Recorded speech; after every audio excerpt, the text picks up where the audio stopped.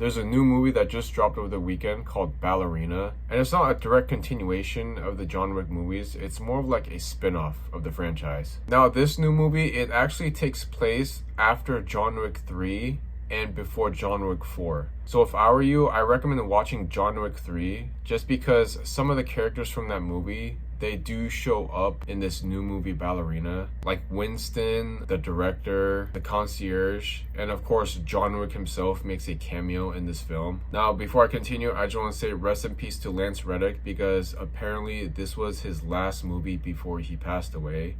So unfortunately, we're not going to see him as the concierge anymore. Super cool character. He was a charming guy. And it's just going to suck not seeing his character anymore. So I'm glad we get to see him one more time on the big screen before he passed away. Okay, so Ballerina, the story is actually really simple. So we have the actress Ana de Armas, and she plays a character named Eve, who's a ballerina dancer. And when Eve was a little girl, her dad got killed by like a mob. So she grows up and trains to become an assassin so she could find out the people who killed her dad. That's pretty much the movie. That's it. It's just her looking to seek revenge on the people who killed her dad. It follows like the same formula from the first John Wick movie when Keanu Reeves was like looking for the people that killed his dog. But let's be real, we don't care how simple a storyline is. We go to watch John Wick movies for the action. Like we want to see like all the crazy gun scenes and we want to see people's asses getting kicked. Now in Ballerina, the action was great. Like Ana de Armas, she did phenomenal in doing her own stunts in this movie. The action scenes were really well choreographed. Two scenes in particular I really enjoyed watching, and that was the flamethrower scene. And there was another scene where she used a bunch of grenades to blow up her enemies. Like those two scenes were, oh, chef's kiss. Now, I'm gonna be honest with you, as much as I enjoyed the action in this movie, I didn't enjoy this movie as much as I thought I would. Like, while I was watching this movie, I felt like some elements were missing. I mean, first of all, for the first time, the movie doesn't revolve around John Wick himself. Like, after watching 4 movies of John Wick just kicking ass, at this point, like, we're so invested in the John Wick character. It just feels different when somebody else comes in and like tries to fill his shoes. Because I felt like somebody else was trying to play John Wick, even though they weren't trying to do that. I mean, yes, I understand it's a spinoff. And yes, I understand it's a completely different story with completely different characters. Ana de Armas, as cool as her character was, she didn't like have the same charm as John Wick does. Like John Wick, he's like this really cool, calm, and really badass assassin that we just fell in love with ever since his dog died in the first movie. I mean, come on.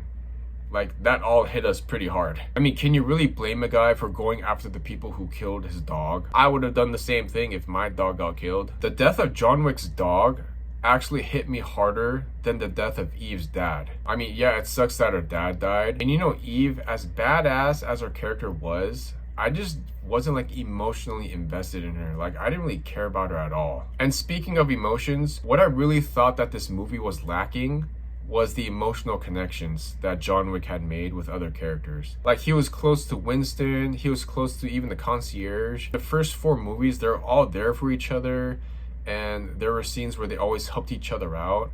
But in this movie, Ballerina, like, you didn't have that. It's that friendship bond that I really missed from the previous movies that wasn't in this one. I mean, yeah, Winston and the concierge, they had cameos in this movie, but that was just it. They were just cameos. And even John Wick, I'm glad his cameo scene wasn't like a one-off, like it wasn't super short.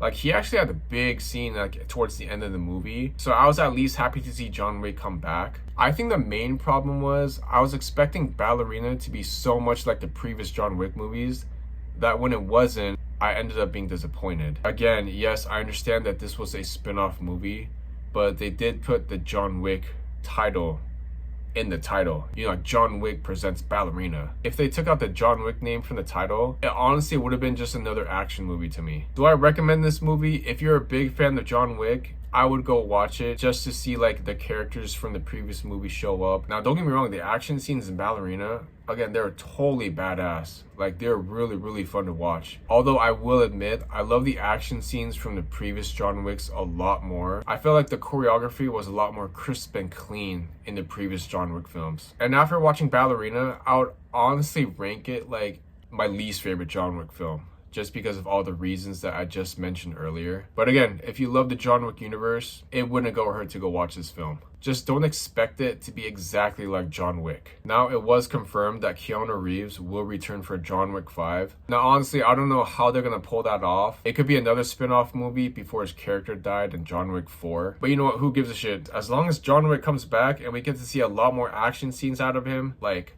I'm all for it.